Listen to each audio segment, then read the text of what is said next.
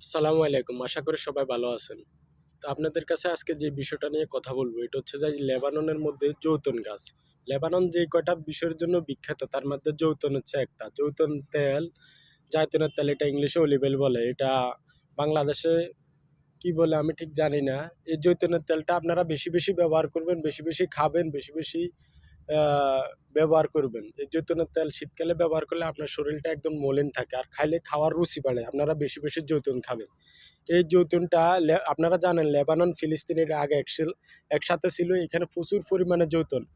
সারা পৃথিবীর মধ্যে একদম ১ নম্বরে আছে যৌতুন এই লেবানন ফিলিস্তিনের যৌতুন গাছগুলা। এটা আপনারা প্রবাসীরা যারা আছেন তারা এখানে বেশি, বেশি খাবেন। যৌতুন গাছ বিভিন্ন প্রকার হয়। তবে এটা হচ্ছে সবচেয়ে ১ নম্বর উপকারী এবং ১ নম্বরে আছে এই যৌতুন গাছটা লেবাননের, ফিলিস্তিনের। হ্যাঁ, আপনারা বেশি, বেশি যৌতুন তেল খাবেন, যৌতুন খাবেন আপনার উপকারে আসবে।